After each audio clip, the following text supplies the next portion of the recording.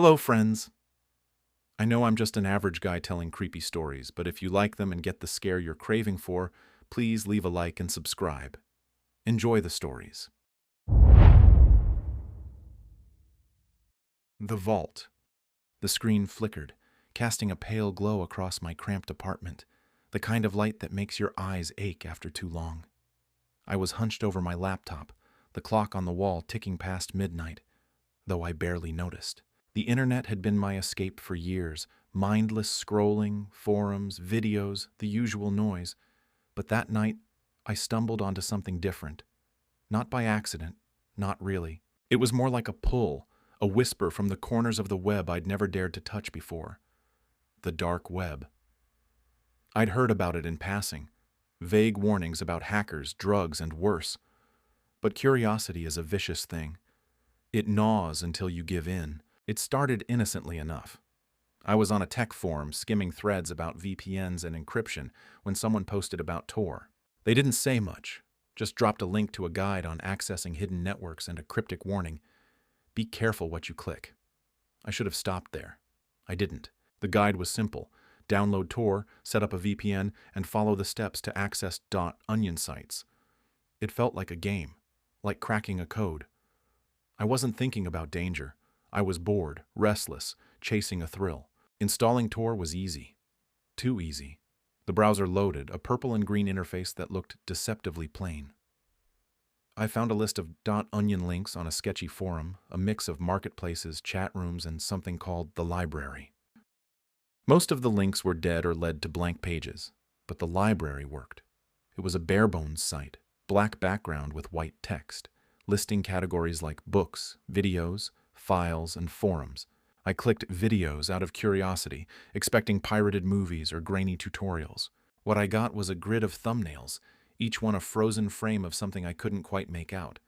The titles were gibberish, strings of numbers and letters, no context. I hovered over one, a blurry image of what looked like a room with a single chair. My finger hesitated on the trackpad. Something in my gut screamed to close the tab, but I clicked anyway. The video loaded. Low resolution, the kind of quality you'd expect from a cheap webcam. It showed an empty room, concrete walls stained with something dark. Rust, maybe, or worse. A metal chair sat in the center, bolted to the floor. The audio was just static, a low hum that made my ears itch. Nothing happened for a full minute. I almost clicked away, thinking it was a dud, when the door in the background creaked open. Someone walked in, their face obscured by a hood. They were dragging something, a bag, heavy, leaking a trail of liquid that glistened under the dim light. My stomach twisted. The bag wasn't empty, it was moving. The hooded figure dropped the bag and unzipped it. I won't describe what came out. I can't. Not because I don't remember, but because putting it into words feels like inviting it into my head again. It was human, or had been once. The figure didn't speak, didn't acknowledge the camera. They just started working. Tools clinked against the chair. The sounds were wet, deliberate. I wanted to look away, but my eyes were glued to the screen, my hand frozen on the mouse. The video cut off abruptly after 5 minutes, leaving me staring at a black screen, my reflection distorted in the monitor. I slammed the laptop shut, my heart pounding so hard I thought I'd puke. The room felt smaller, the air thicker. I told myself it was fake, some sick art project or deep fake meant to shock. But the details, the way the light caught the stains, the sound of the tools, felt too real. I didn't sleep that night. Every creak in the apartment made me jump. Every shadow looked like that hooded figure. The next day, I tried to forget it. I went to work, smiled at coworkers, pretended everything was fine. But my mind kept drifting back to that video. I needed to know more. Not because I wanted to, but because I had to understand what I'd seen. That evening, I opened Tor again. The library was still there, waiting like it knew I'd come back. I avoided the videos and clicked on forums instead, hoping for answers, maybe an explanation that would make it all less horrifying. The forum was a mess of threads, some in languages I couldn't read, others locked behind passwords. One caught my eye. Newcomers welcome. The thread was filled with posts from users with blank avatars, their names just random strings of characters. They were talking about the site, sharing tips on how to navigate it safely. Use a burner device. Never share personal info. Avoid certain links marked with red text. One user mentioned a section called The Vault, describing it as the real stuff, not for tourists. Another replied, warning that the vault required an invite and proof of commitment. I didn't know what that meant, but it sent a chill down my spine. I kept scrolling, my curiosity outweighing my fear. A post near the bottom linked to a chat room. Against my better judgment, I clicked. The chat loaded instantly, a black window with green text like something out of an old movie. There were only a few users online, their messages cryptic. One asked, "Anyone got fresh material?" Another replied with a string of numbers and an onion link. I didn't click it. I wasn't that stupid. But I stayed, lurking, watching the conversation unfold. Someone with the handle Watcher started typing directly to me. "New blood, huh? Seen anything good yet?" My heart stopped. I hadn't posted anything, hadn't even registered an account. How did they know I was there? I typed back, my fingers shaking. "Just looking around." Watcher responded immediately. "Careful. Some things see you back." Before I could reply, the chat room vanished, replaced with an error message. Connection terminated by host. I closed the browser, unplugged my router, and sat in the dark, listening to the hum of the city outside. I told myself I was done, that I'd never go back. But even as I made that promise, I knew it was a lie. The dark web wasn't just a place, it was a hook, and I was already caught. Over the next few days, I couldn't shake the feeling that I was being watched. My phone would light up with no notifications. My laptop would turn on by itself in the middle of the night. I started noticing patterns. Emails from unknown addresses with no subject line, texts with just numbers and symbols. I deleted them, blocked the senders, but they kept coming. One night, I found a file on my desktop I hadn't created, a text document named Welcome. Inside was a single line. "You've seen the surface. Want to go deeper?" I trashed the file, ran every antivirus scan I could think of, even reformatted my hard drive. But the feeling didn't go away. I started having dreams, vivid, suffocating ones, where I was in that concrete room, strapped to the chair, the hooded figure looming over me. I'd wake up sweating, my throat raw like I'd been screaming. A week later, I gave in. I reopened Tor, went back to the library, and found a new section labeled Invites. It wasn't there before. The page was simple, a form asking for an email address and a contribution. I didn't fill it out, but I couldn't stop thinking about it. What kind of contribution? Money? Information? Something worse? I clicked around trying to find more and stumbled on a hidden thread buried in the forums. It was a list of rules for the vault. Rule 1, never share what you see. Rule 2, always pay the price. Rule 3, once you're in, you're in. I didn't sleep that night either. I kept my laptop off, my phone unplugged, but it didn't matter. The dark web wasn't just on my screen anymore. It was in my head, creeping into every thought, every quiet moment. I started seeing things. Flickers of movement in my peripheral vision, shadows that didn't match the light. One night I swore I heard footsteps outside my door, slow and deliberate, stopping just before the threshold. I told myself I could stop, that I could walk away. But deep down, I knew I wouldn't. The dark web had shown me its face, and it wasn't letting go. I was already too deep, and the worst was yet to come. The air in my apartment felt heavy, like it was pressing down on me, making every breath a conscious effort. I hadn't slept properly in days, not since that welcome file appeared on my desktop. The dark web had wormed its way into my life, and no amount of unplugging or reformatting could shake the feeling that I was being watched.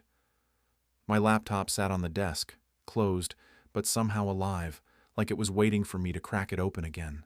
And I did. Of course I did. It was late. The kind of late where the world outside goes quiet except for the occasional car hissing by.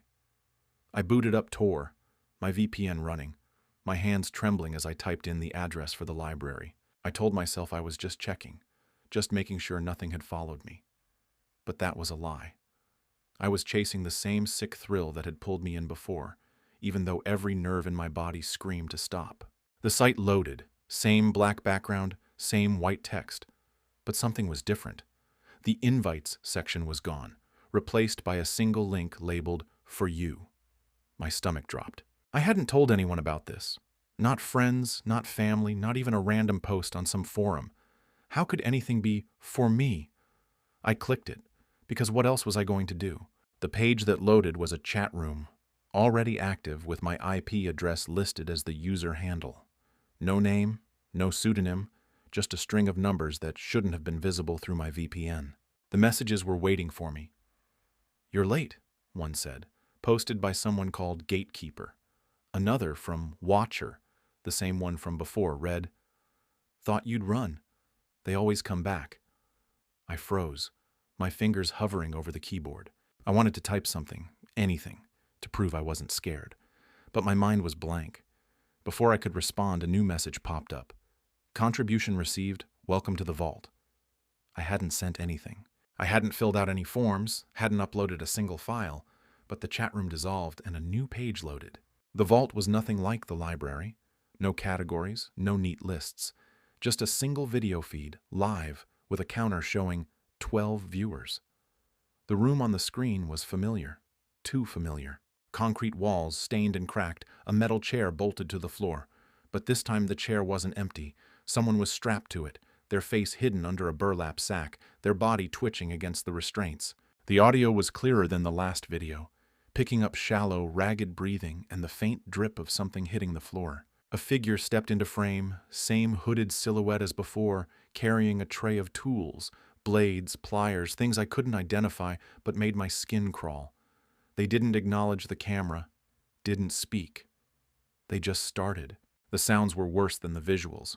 Wet cracks, muffled screams through the sack, the rhythmic scrape of metal on bone. I gagged, bile rising in my throat, but I couldn't look away. My screen flickered, and for a split second, I thought I saw my own reflection in the feed, not on my monitor, but in the room, like I was standing there. The video cut off after 10 minutes, leaving me staring at a blank screen. A new message appeared in the chat. "Your turn." I slammed the laptop shut, my heart hammering so hard I thought it would burst.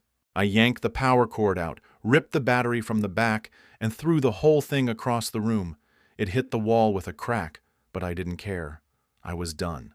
I had to be done. But the dark web doesn't let you walk away that easily.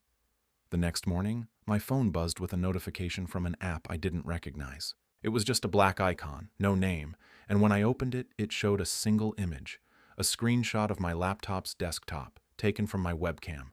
I hadn't even been using the camera. The image had text overlaid in red. "You owe us." I deleted the app, smashed my phone against the counter until the screen shattered, but it didn't matter. That night, a new phone was delivered to my door. No return address, no note. It powered on by itself, the same app already installed. I tried to go offline completely. I moved to a cheap motel, paid in cash, used a burner laptop from a pawn shop. But the messages kept coming. Emails to an account I'd never shared. Texts to a number I hadn't given out. Always the same. "You're in. Pay the price." I didn't know what they wanted. Money, information, something worse. But I knew I couldn't ignore it. I'd seen what they did to people who didn't play along. Desperate, I went back to the forums, using the burner laptop in a coffee shop with public Wi-Fi. I posted in the newcomers welcome thread, begging for a way out. The replies came fast, but they weren't helpful. "You clicked the link," one said. "You watched. You're marked." Another user, Gatekeeper, posted a single line. "The vault doesn't let go. Give them what they want, or they'll take it." I asked what they wanted, but no one answered. The thread was deleted minutes later. I started noticing things in the real world. A car parked outside the motel, idling for hours, its driver hidden behind tinted windows. Footsteps following me in the grocery store, stopping when I turned around. Once I found a scrap of paper slipped under my door with a single word. "Contribute." I burned it, but the smell lingered, sharp and chemical, like something rotting. I couldn't keep running. I had to face it. I went back to the vault, using the burner laptop, my hands shaking so bad I could barely type. The chat room was waiting, same as before, but now there were more users, dozens, all watching me. Gatekeeper sent a private message, "Upload or become the material." Attached was an onion link to a file sharing site. I clicked it, expecting instructions, but it was worse. The site was a gallery of videos, each thumbnail a frozen scream, each title a name. My name was there, at the bottom, with a blank thumbnail and a single word: pending. I don't know how long I stared at that screen, my mind racing for a way out. I could upload something, anything, to buy time. A fake video, a photo, some random file. But what if that wasn't enough? What if they wanted something real, something as sick as what I'd seen? I couldn't do it. I wouldn't. But the alternative was worse. I'd seen what happened to the people in those videos, the ones who didn't pay. I decided to fight back, or at least try. I dug through the forums, looking for anyone who'd escaped, anyone who'd beaten the vault. I found a single post, buried in a dead thread, from a user who claimed they'd gotten out by mirroring the signal. They didn't explain, just left a string of code and a warning: don't stay still. I copied the code, not sure what it did, and ran it through a sandboxed virtual machine on the burner laptop. It was a script, something about redirecting network traffic, masking your location. I wasn't a coder, but I followed the instructions, tweaking my VPN, setting up proxies, anything to throw them off. For a few hours it seemed to work. The messages stopped. My phone stayed quiet. I started to hope I'd dodged them, that I'd found a crack in their system. But then the motel's power cut out, plunging the room into darkness. My laptop screen flickered on, unplugged, showing a live feed of my room, my face lit up by the glow. The chat room was back, and Watcher was typing, "Nice try. Now we come for you." I grabbed my bag and ran, leaving everything behind. The car outside was gone, but I could feel eyes on me, in every shadow, every alley. I didn't know where to go. Didn't know who to trust. The dark web wasn't just online anymore, it was in my world, closing in, and I had no idea how to escape. The street outside the motel was too quiet, the kind of silence that feels like it's holding its breath. My bag was slung over my shoulder, heavy with the burner laptop and a few crumpled bills I'd scraped together. I didn't dare look back as I moved, my sneakers scuffing against the cracked pavement. Every shadow seemed to shift, every rustle of leaves sounded like footsteps. The dark web wasn't just code and pixels anymore. It was out here in the real world, hunting me. I ducked into a 24-hour diner a few blocks away, the fluorescent lights buzzing like angry insects. The place was nearly empty, just a tired waitress wiping down counters and a trucker hunched over coffee. I slid into a booth in the corner, keeping my back to the wall, my eyes on the door. The burner laptop sat in my bag, untouched but screaming to be opened. I knew I shouldn't, but I needed answers, some way to undo whatever I'd started. My hands shook as I pulled the laptop out, powered it on, and connected to the diner's Wi-Fi. I layered every proxy and VPN I could think of, praying it would be enough to keep them from finding me. Tor loaded, and the vault was still there, waiting like a trap I couldn't stop walking into. The chat room was active, more users than before. Hundreds now, their handles a blur of numbers and symbols. My IP was still my username, stark and exposed despite the proxies. The messages were relentless. "You can't hide. Upload or bleed. We see you." That last one came from Watcher, the one who seemed to know me, who always found me no matter how many layers I hid behind. I typed, "What do you want?" My fingers were clumsy, the words desperate. The response was instant. "You know. Give us what we gave you." I didn't understand, not fully, but the gallery page from before flashed in my mind. Those videos, those names, my name at the bottom, pending. They wanted me to make something like that, to hurt someone, to film it, to feed their sick machine. I couldn't. I wouldn't. But the alternative was sitting in that chair, the one from the videos with the hooded figure standing over me. My stomach churned and I shoved the laptop back into my bag, my breath coming in sharp gasps. The waitress glanced over, her eyes narrowing, but I avoided her gaze. I left the diner and kept moving, hopping buses and walking through parts of the city I didn't recognize. I paid cash for a new burner phone at a gas station, hoping to stay off the grid, but the messages followed. The new phone buzzed in my pocket, a text from an unknown number. Wrong choice. Attached was a photo of me, sitting in the diner booth, my face pale under the fluorescent lights. The angle was from above, like it was taken from the ceiling. I hadn't seen a camera. I hadn't seen anyone. Panic clawed at me. But I forced myself to think. The script I'd found, the one about mirroring the signal, was my only lead. I checked into another motel. This one's seedier than the last, the kind of place where no one asks questions. The room smelled of mildew and stale smoke, but it had a power outlet and a weak Wi-Fi signal. I ran the script again, tweaking it based on forum posts I'd skimmed. It was supposed to bounce their tracking back at them, make them chase their own tails. I didn't know if it worked, but for a few hours, the messages stopped. No texts, no emails, no mystery files. I let myself breathe, let myself hope. Then the knocking started. Slow, deliberate, coming from the motel door. I froze, my heart slamming against my ribs.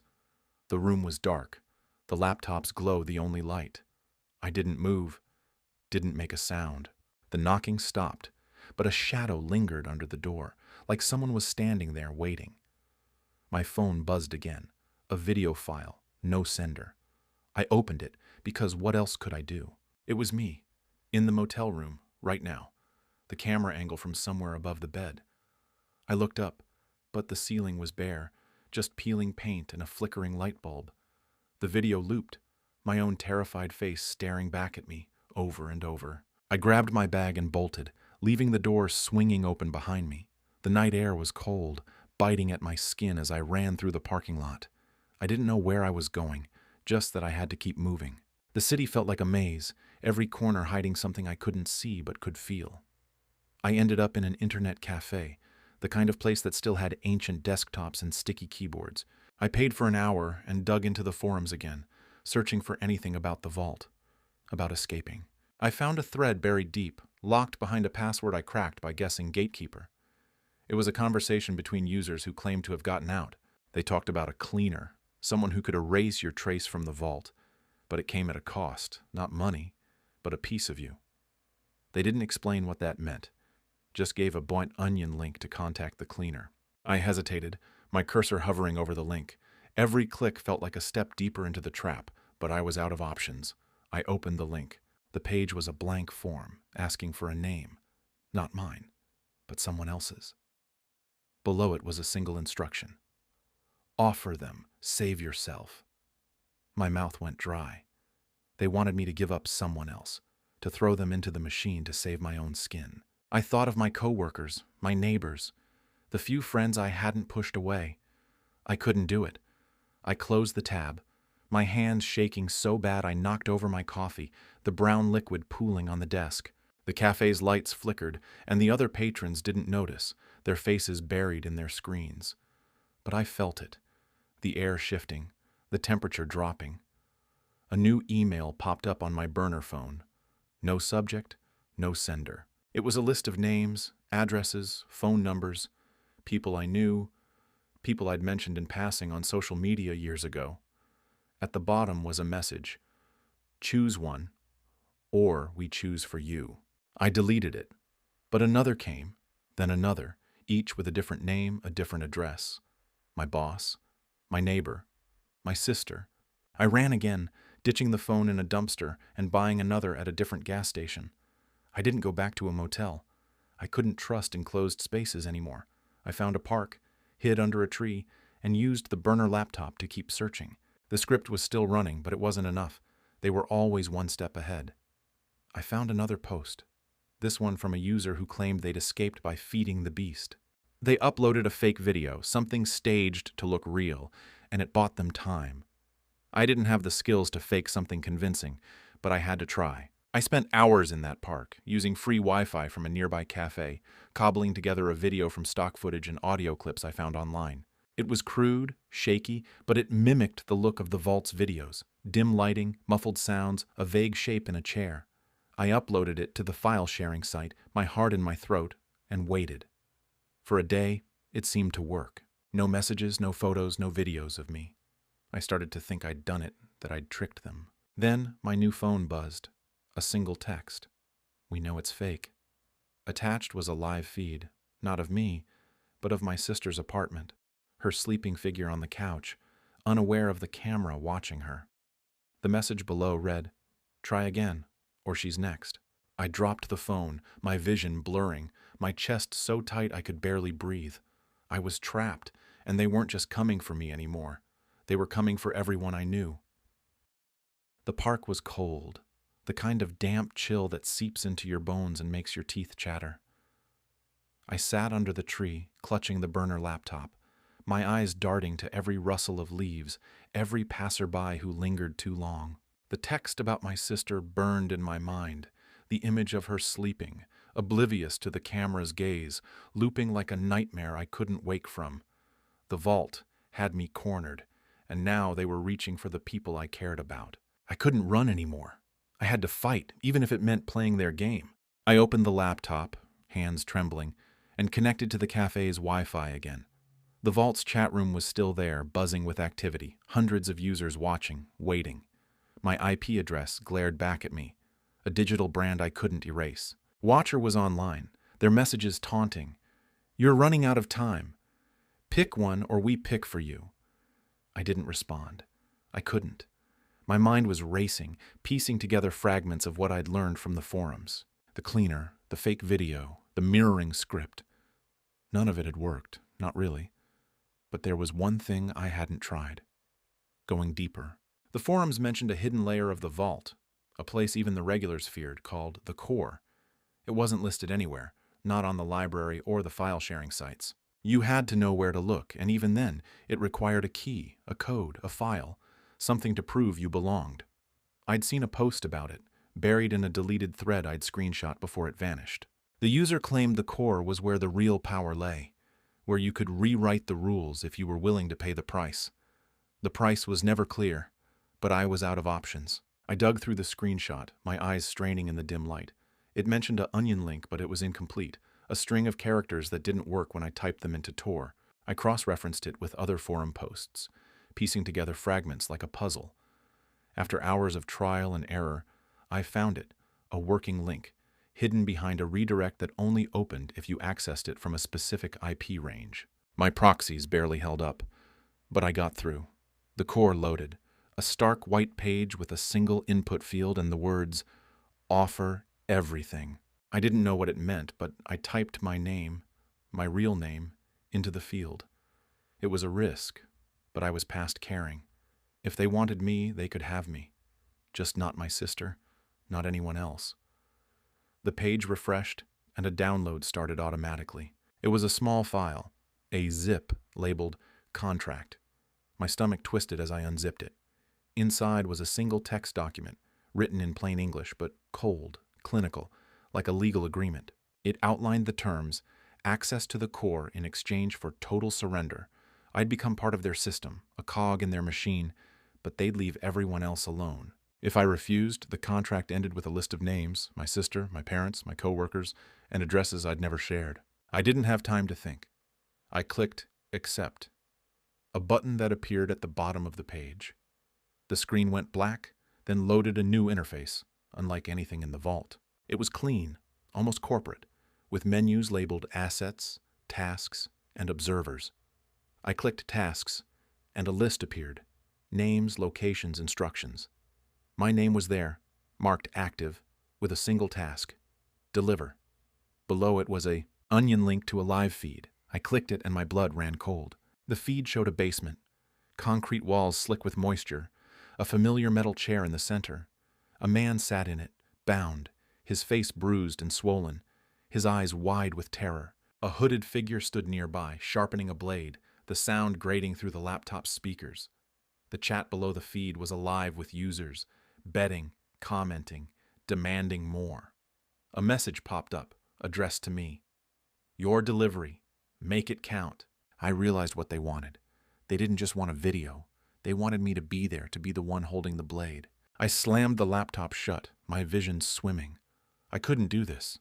I couldn't hurt someone, couldn't become what they were. But the alternative was my sister, my family, everyone I knew. I opened the laptop again, my hands moving on autopilot, and checked the Observers menu. It showed a map, a real-time tracker of every user in the core. Red dots pulsed across the globe. But one was close, too close. A mile away, maybe less. They were already here. I grabbed my bag and ran, weaving through the park, my breath ragged. The city felt alive with eyes, every streetlight a camera, every stranger a threat. I ditched the laptop in a storm drain, hoping it would sever the connection. But my new burner phone buzzed immediately. A text. "You can't leave the core." Attached was a photo of me, running, taken from above like a drone had been following me. I smashed the phone, but another was waiting in my bag, one I hadn't bought, already powered on with the same message. I kept moving, hopping a bus to the edge of the city, then walking until my legs burned. I ended up in an abandoned warehouse, the kind of place no one would look for me. I thought I could hide, regroup, find a way to break free. But the warehouse wasn't empty. In the corner, lit by a flickering bulb, was a chair, metal, bolted to the floor. A tray of tools sat beside it, gleaming in the dim light. My phone buzzed again, a live feed loading automatically. It showed the warehouse, the chair, and me, standing frozen, staring at the screen. The chat was active. "He's here. Start the show." I ran again, but the feed followed, my phone refusing to turn off. I threw it into a puddle, but it kept playing, the audio echoing through the empty streets. I found a payphone, a relic that barely worked, and called my sister, begging her to leave, to hide. She didn't understand, thought I was crazy, but she promised to go to a friend's house. I didn't know if it was enough. I didn't know anything anymore. Back online, using a stolen tablet from a pawn shop, I tried one last thing. The forums mentioned a reset, a way to wipe your presence from the core, but it required access to their servers, physical servers, not just code. The post was vague, but it mentioned a data center, a location tied to the vault's infrastructure. The warehouse's echo faded behind me as I stumbled into the dawn, the city waking up around me, oblivious to the nightmare I was living. My legs ached, my lungs burned, but I couldn't stop moving. The vault, the core, they were everywhere, in every device, every shadow. My sister's voice on the payphone haunted me, her confusion, her promise to hide. I didn't know if she was safe, didn't know if I'd bought her enough time. All I had was a scrap of hope from that forum post about the data center, a physical place where the vault's servers supposedly lived. If I could find it, if I could destroy it, maybe I could end this. I was a ghost now. No phone, no laptop, just the clothes on my back and a stolen tablet I'd wiped clean. I'd ditched everything else, afraid they could track me through the smallest chip. The forum post had been vague, mentioning a data center outside the city, near the old industrial park. I knew the area, rusted factories, abandoned lots, a place the world forgot. I stole a bike from a rack and pedaled hard, the early morning air cutting my skin. Every glance over my shoulder felt like a trap, every car a threat. I couldn't shake the feeling that they were watching, that the core was in my head as much as it was online. The industrial park was a maze of crumbling buildings, chain-link fences sagging under their own weight. I ditched the bike and moved on foot, sticking to alleys and shadows. The post had mentioned a building with no signage, guarded by cameras and a single entrance. I found it after hours of searching, a squat, concrete structure, windowless, with a faint hum vibrating the air. Cameras blinked red at every corner, but I'd learned enough from the forums to avoid them, keeping low, moving slow. The door was steel, locked with a keypad, but I'd memorized a trick from a hacker thread, a universal override code for older systems. It took 3 tries, my hands slick with sweat, but the lock clicked open. Inside, the air was cold, sterile, the hum louder now, like a heartbeat. Rows of servers stretched into the darkness, their lights pulsing like eyes. I didn't know what I was looking for, just something to break, something to stop them. I found a terminal, its screen glowing faintly, and plugged in the tablet, using a USB drive I'd preloaded with a virus from a forum post. It was a long shot, a script some anonymous user claimed could fry a network from the inside. I ran it, watching lines of code scroll by, my heart pounding as the server's hum faltered, then steadied. A noise behind me made me spin, a low creak, like a door opening. I ducked behind a server rack, my breath shallow. Footsteps echoed, slow and deliberate, accompanied by the clink of metal. I peeked out and saw him, a hooded figure just like the videos, holding a blade that caught the server lights. My stomach dropped. This wasn't a coincidence. They'd known I'd come. The tablet pinged, The virus finishing its run, but the servers didn't shut down. Instead, the terminal screen flickered, showing a live feed of the room, of me, crouched and terrified. The chat was active. "He's here. Finish it." I bolted, weaving through the server racks, the footsteps closing in. The building was a labyrinth, but I found a stairwell and climbed, my legs screaming.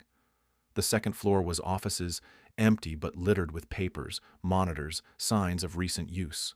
I barricaded myself in one, shoving a desk against the door, and searched for anything useful.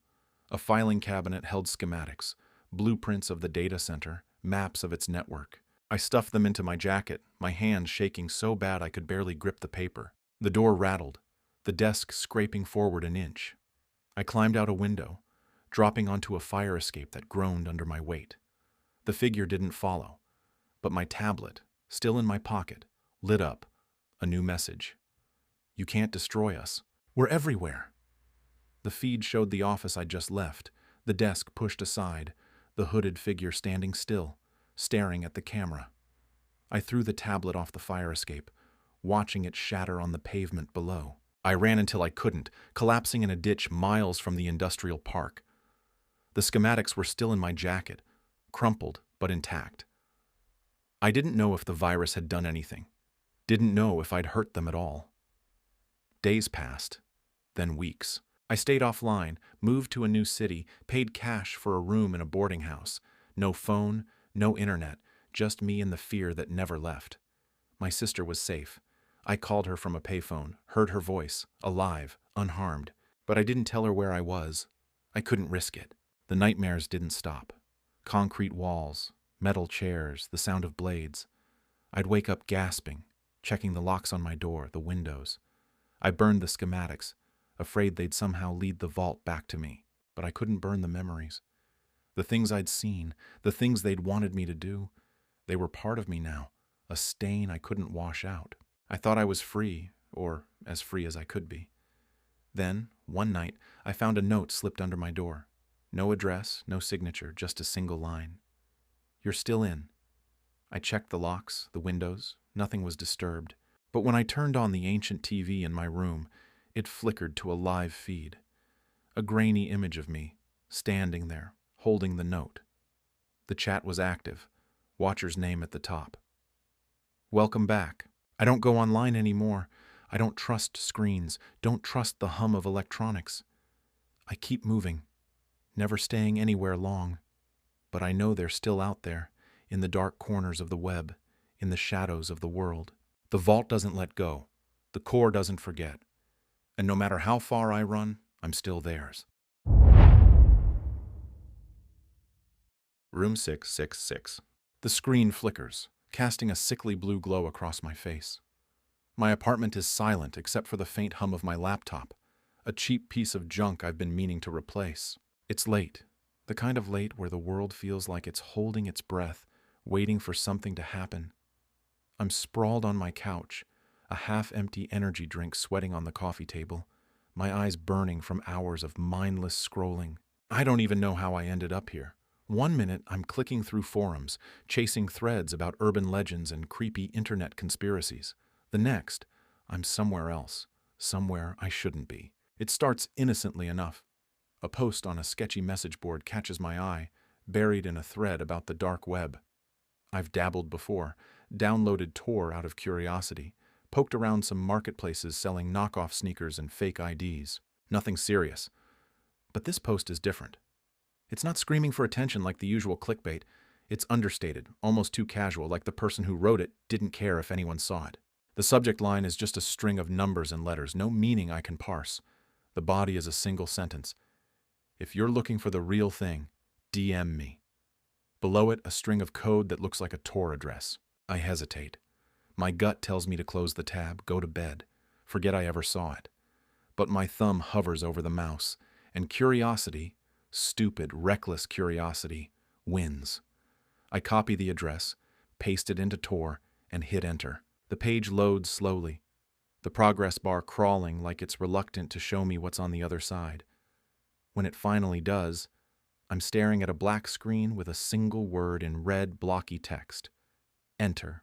No instructions, no context, just that word, pulsing faintly like it's alive. I click it. The screen shifts, and I'm looking at a bare-bones interface, like something coded in the early 2000s. A chat window dominates the page, with a video feed embedded below it. The feed is black, but there's a faint static hum, like it's waiting to connect. The chat is empty except for a single message from a user called Host. Welcome. Payment required for access.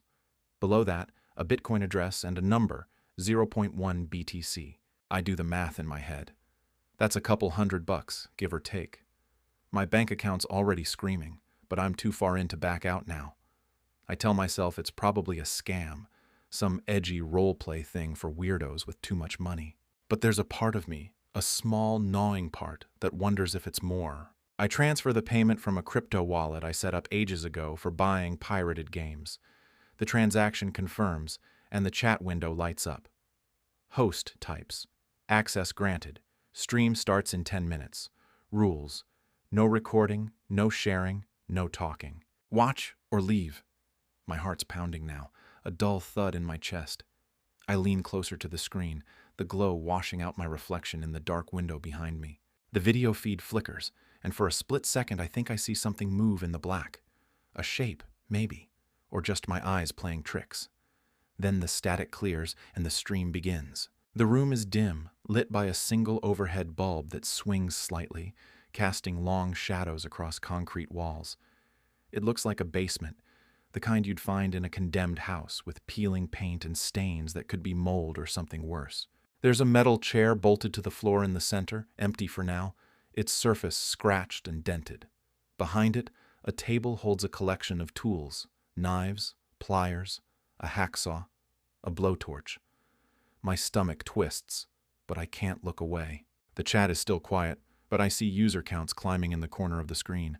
47 viewers, 48, 50. I'm not alone. A figure steps into frame, and my breath catches.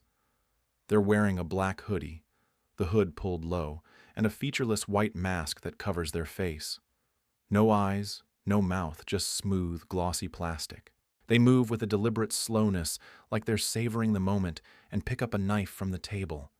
The blade catches the light, glinting as they turn it over in their hand. They don't speak, don't acknowledge the camera, but I feel like they're looking right at me. The chat explodes with messages, random strings of letters, emojis, demands for more. I stay silent, my fingers frozen on the keyboard. Then I hear it. A muffled sound like someone trying to scream through a gag. The camera pans slightly, revealing a door in the corner of the room. It's metal, rusted, with a small window at eye level. The figure, Host I assume, walks to the door and unlocks it with a key pulled from their pocket. The door creaks open and they drag someone into the room. My chest tightens. It's a man, maybe in his 30s, his hands bound behind his back with zip ties. He's gagged with a strip of duct tape, his eyes wide with terror, darting around the room like he's searching for a way out. His clothes are torn, stained with sweat and what looks like blood. Host shoves him into the chair, and he thrashes, his muffled screams growing louder. The zip ties cut into his wrists, leaving red welts that glisten under the light. Host doesn't react, just secures his ankles to the chair legs with more ties, pulling them so tight I can see the plastic digging into his skin. The man's chest heaves, his breathing ragged, and I realize I'm holding my own breath. The chat is a frenzy now, messages scrolling too fast to read.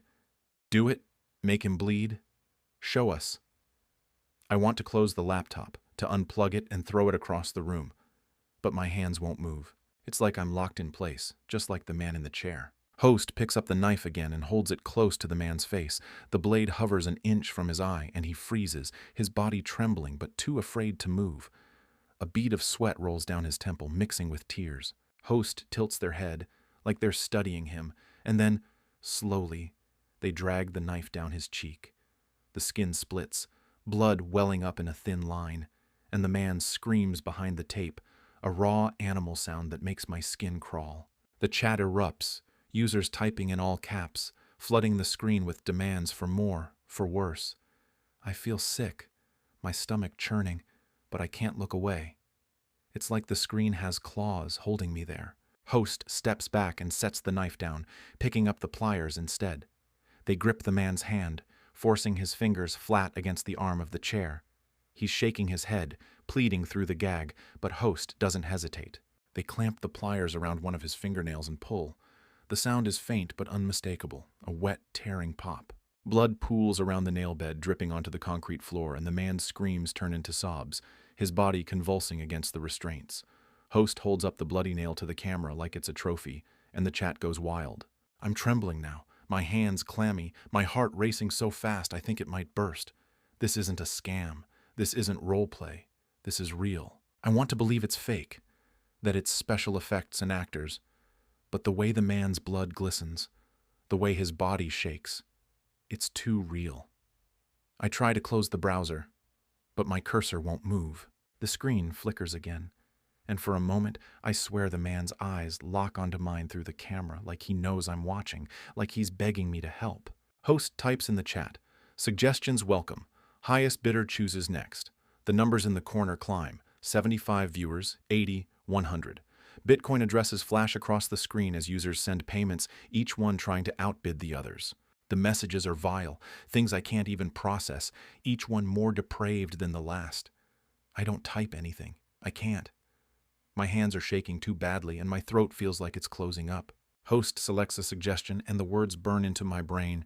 Break his fingers. Host picks up a hammer from the table, small and heavy, the kind you'd use to drive nails into wood.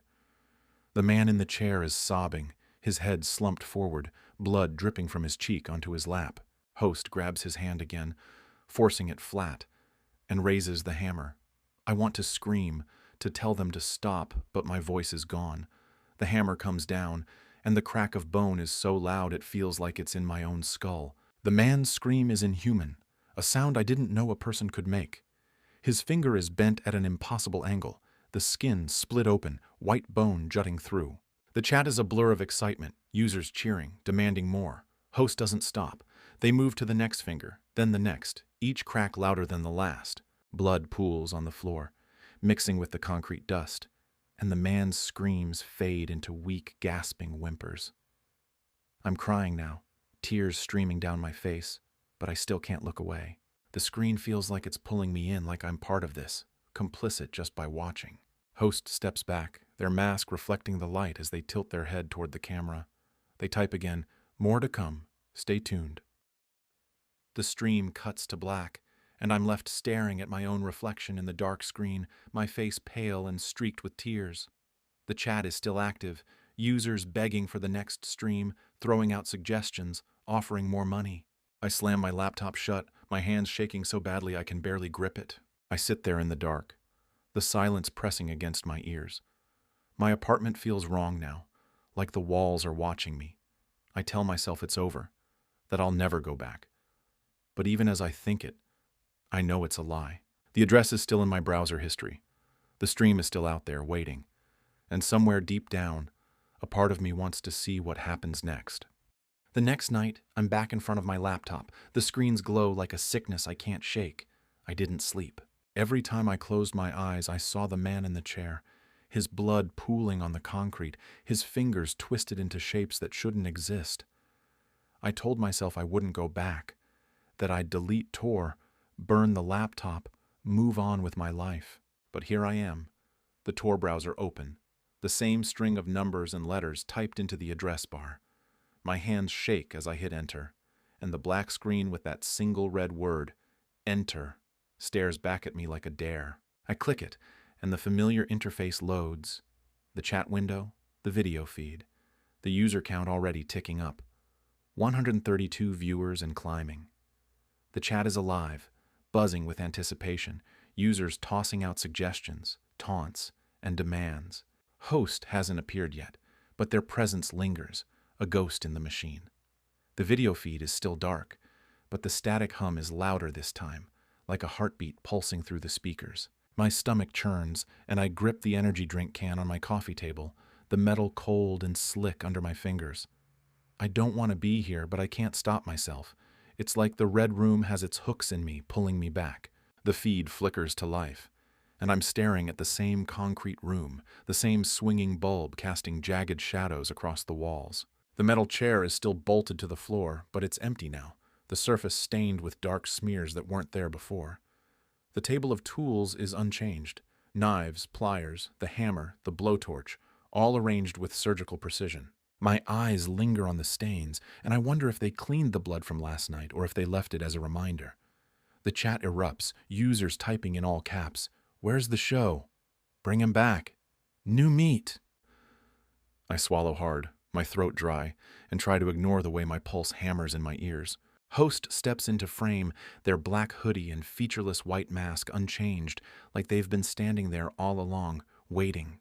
They don't acknowledge the camera, but their movements are deliberate, almost theatrical, as they pick up a knife and run their gloved finger along the blade. The chat goes wild, users begging for blood, for pain, for something worse than last night. I want to close the laptop to run, but my body won't move.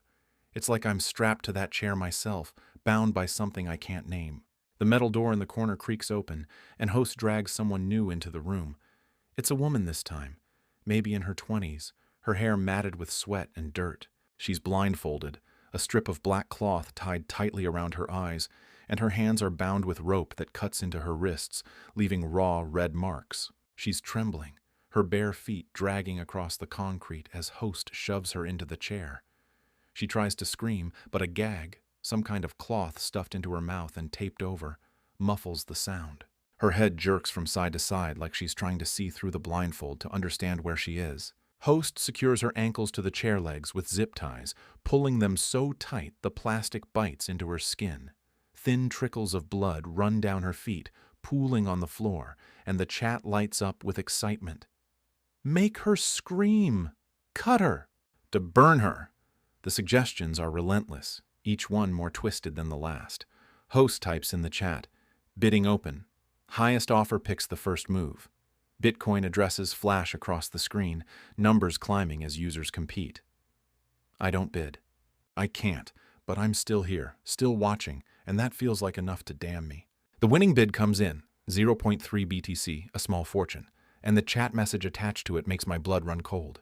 Carve her. Host tilts their head, like they're considering it, and then picks up a small, curved knife from the table, the kind you'd use to skin an animal. They step closer to the woman, who's shaking so badly the chair rattles against the bolts. Host grabs her arm, pinning it to the armrest, and drags the knife across her forearm in a slow, deliberate line.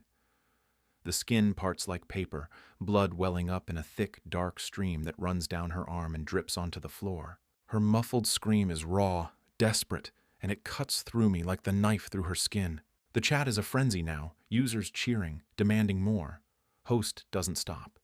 They carve another line, parallel to the first and then another, creating a grid of oozing cuts. Blood flows freely, soaking her sleeve, and her screams turn into choking sobs.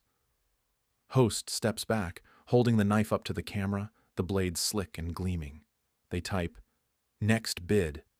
The numbers climb again, and I feel bile rising in my throat. I want to vomit, to scream, to do something, but I'm frozen, my eyes glued to the screen. The next suggestion wins. Burn her.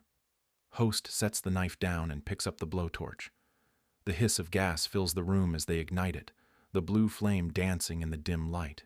The woman must hear it because she starts thrashing, her body straining against the restraints, her muffled cries growing frantic. Host doesn't hesitate.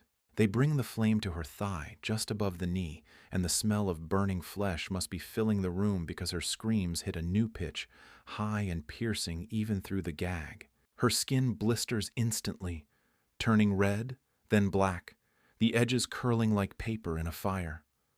Host holds the flame there for what feels like forever, and when they finally pull it away, the charred patch glistens with blood and pus. I'm shaking now, my hands clenched into fists, nails digging into my palms. The chat is a blur of excitement, users typing so fast the messages overlap. More! Do her face. Make it slow. I want to look away, but I can't. It's like the screen is alive, pulling me in, making me complicit. Host types again. Special request. Double the bid for something permanent. The numbers skyrocket, and the winning bid comes with a message that makes my heart stop. Take her eye. Host sets the blowtorch down and picks up a thin, pointed tool, some kind of awl or ice pick. The woman is sobbing, her body slumped in the chair, blood and sweat dripping from her chin. Host grabs her head, forcing it back against the chair, and rips off the blindfold. Her eyes are wide, bloodshot, filled with a terror so raw it feels like a punch to my chest. She sees the tool, and her screams turn into a high-pitched wail, her body jerking against the zip ties. Host doesn't flinch.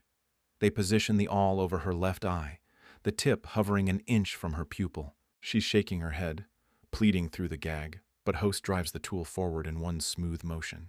The sound is wet, a sickening squelch as the awl pierces her eye. Blood and fluid spurt out, running down her cheek like tears. Her scream is unlike anything I've heard, a sound that claws at my brain, and her body convulses so violently the chair nearly tips. Host twists the tool, pulling it free with a pop, and the ruined socket gushes, a mix of blood and clear fluid pooling in her lap. The chat explodes, users screaming for more, offering higher bids, begging Host to keep going. I'm crying now, tears streaming down my face, my hands shaking so badly I knock the energy drink can to the floor. It spills, soaking the carpet, but I barely notice. Host steps back, holding the awl up to the camera, the tip dripping with blood and tissue. They type, "One more for tonight. Make it count." The bids pour in, each one more depraved than the last. I can't read them anymore. My vision is blurred with tears, my chest tight with panic. The winning bid comes through. Cut her tongue. Host nods like it's just another request and picks up a pair of heavy shears from the table. They rip the gag from the woman's mouth, and her screams fill the room, raw and broken. She's begging now, her words slurred with pain and fear. "Please, no. I'll do anything, please." Host grabs her jaw, forcing her mouth open, and shoves the shears inside. The blades snap shut, and blood sprays across her chest, her scream cut off into a gurgling choke. She thrashes, her body convulsing as Host pulls the shears free, a chunk of flesh dangling from the blades. The chat is ecstatic, users flooding the screen with praise, with money, with demands for more. Host holds up the severed piece of tongue, letting it dangle for the camera, and then tosses it to the floor like it's nothing. The stream cuts to black, and I'm left staring at my reflection in the dark screen, my face pale, my eyes red and swollen. The chat is still active, users begging for the next stream, promising higher bids, more money. I slam my laptop shut, my hands trembling so badly I can barely grip it. I stumble to the bathroom and vomit, the acid burning my throat, but it doesn't erase what I've seen. The room, the blood, the screams. They're burned into my brain, and I know they'll never leave. I tell myself I won't go back, that this is the end. But even as I think it, I know it's a lie. The red room is waiting, and I'm already caught in its grip. The air in my apartment feels heavy, like it's pressing down on me, suffocating. It's been 2 days since the last stream, and I haven't left the couch except to use the bathroom or grab another energy drink. The empty cans are piling up on the coffee table, their aluminum glinting dully in the light filtering through my drawn curtains. My laptop sits closed in front of me, a silent accusation. I haven't touched it since I slammed it shut, but it's all I can think about. The woman's screams, the blood, the way her body convulsed. It's like a loop in my head, playing over and over. I keep telling myself I'm done, that I'll never go back, but my hands itch to open the laptop, to type in that cursed address. It's like a drug, pulling me in even as it destroys me. I haven't eaten, haven't slept. Every time I close my eyes, I see her ruined eye, the chunk of her tongue hitting the floor, the way Host held it up like a prize. I've tried to distract myself, scrolling through my phone, watching mindless videos, but nothing works. The red room is all I can see, all I can feel. The user count from the last stream haunts me, 237 viewers. I wasn't alone. There were hundreds of us, watching, bidding, feeding the horror. And I'm terrified that I'm one of them now, that I've crossed some line I can't come back from. I give in. My hands tremble as I open the laptop, the screen flickering to life. The Tor browser is still open, the address bar staring at me like an open wound. I type in the string of numbers and letters, my fingers moving on autopilot, and hit enter. The black screen loads, the red enter pulsing like a heartbeat. I click it, and the interface appears. The chat window, the video feed, the user count already at 189 and climbing. The chat is buzzing, users hyping each other up, throwing out suggestions before the stream even starts. Make it quick. No, make it last. Bring out the saw. My stomach twists, but I don't close the tab. I can't. The feed flickers on, and I'm back in that concrete room, the swinging bulb casting its sickly light over the familiar scene. The chair is empty again. The concrete floor stained darker now. The blood from the last stream dried into ugly brown patches. The table of tools is the same, but there's something new. A large plastic bucket in the corner, its contents hidden in shadow. Host steps into frame, their black hoodie and featureless mask unchanged, moving with that same deliberate slowness. They don't acknowledge the camera, but I feel their presence, like they're reaching through the screen, daring me to keep watching. The metal door creaks open, and Host drags someone new into the room. It's a young man, maybe in his late teens, skinny and pale, his clothes torn and filthy. His hands are bound with duct tape, and a rag is stuffed in his mouth, secured with more tape wrapped around his head. His eyes are wide, darting around the room, and he's shaking so badly his knees buckle as Host forces him into the chair. They strap him down with zip ties, pulling them tight enough to draw blood from his wrists and ankles. He tries to scream, but the gag muffles it into a pathetic whimper. The chat lights up, users cheering, demanding blood. Break him. Peel him. Drown him. I feel sick, my hands clammy, but I'm still here, still watching. Host types in the chat. Bidding starts now. Highest offer picks the first act. The numbers climb fast, Bitcoin addresses flashing across the screen. The winning bid comes in at 0.4 BTC, and the message attached makes my heart stop. Skin his hand. Host tilts their head like they're savoring the idea and picks up a small, curved knife from the table. They grab the young man's hand, pinning it to the armrest, and he thrashes, his muffled screams growing louder. Host doesn't hesitate. They press the knife to the back of his hand and drag it slowly, peeling a thin strip of skin like they're shaving a piece of fruit. Blood wells up, running down his fingers, and his screams turn into choking sobs, his body jerking against the restraints. The chat erupts, users begging for more, offering higher bids. Host holds up the strip of skin to the camera, a glistening red ribbon, and then tosses it into the bucket in the corner. The young man's hand is a mess of blood and exposed muscle, the white of bone visible in places. He's shaking uncontrollably, his eyes rolling back in his head, and I think he might pass out. But Host isn't done. They type again. Next bid. The winner suggests something I can't even process at first. Break his jaw. Host sets the knife down and picks up the hammer, the same one from the first stream, its head still stained with blood. They grab the young man's face, forcing his head back, and rip the tape and gag from his mouth. He gasps, coughing, and tries to speak, his voice hoarse and desperate. Please, I don't know why I'm here. Please. Host doesn't let him finish. They swing the hammer, and the crack of bone is so loud it makes me flinch. His jaw hangs at an unnatural angle, blood pouring from his mouth, teeth scattered across his lap. His scream is garbled, a wet, choking sound, and he slumps forward, barely conscious. The chat is a frenzy, users screaming for more, bidding higher and higher. I'm trembling, tears streaming down my face, but I can't look away. It's like the screen has me trapped, forcing me to witness every second. Host types. Special request. Triple the bid for something permanent. The bids pour in, and the winner's message burns into my brain. Take his fingers. Host picks up the hacksaw, its teeth glinting under the bulb. They grab the young man's hand again, the one they already skinned, and pin it flat. He's barely responsive now, his head lolling, blood dripping from his shattered jaw. Host saws through his index finger, the blade grinding against bone, blood spraying across the chair. The sound is horrific, a wet crunch that drowns out his weak moans. The finger falls to the floor and Host moves to the next one, then the next, until 3 bloody stumps are all that's left. The chat is ecstatic, users flooding the screen with praise, with money, with demands for worse. Host steps back, holding up the saw, blood dripping from the teeth. They type, one more for tonight. Make it count. The bids skyrocket and the winning suggestion makes my blood run cold. Fill the bucket. Host tilts their head like they're intrigued and walks to the bucket in the corner. They pick it up and place it in front of the young man, who's barely conscious, his body slumped in the chair, blood pooling around him. The bucket is filled with a clear liquid, and the smell hits me even through the screen, sharp, chemical, like bleach or something worse. Host grabs the young man's head, forcing it back, and pours the liquid over his face.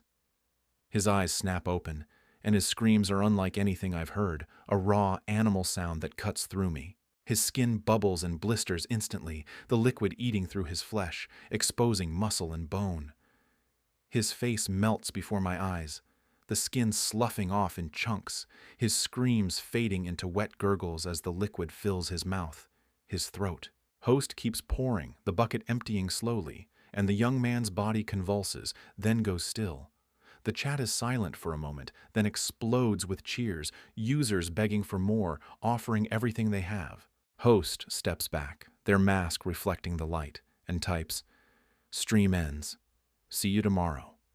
The feed cuts to black, and I'm left staring at my reflection in the dark screen, my face pale, my eyes hollow. I slam the laptop shut, my hands shaking so badly I can barely hold it. I stumble to the bathroom and vomit again, the acid burning my throat, but it doesn't help. The images are seared into my brain. The blood, the bone, the way his face dissolved. I'm sobbing now, my body shaking, but I know it's not over. The red room is still out there, waiting, and I'm terrified that I'll go back, that I'll keep watching, that I'm already too far gone to stop. Thank you for listening. Hope I didn't scare you too much. If you like my stories, please consider giving me a like and subscribe. See you next time.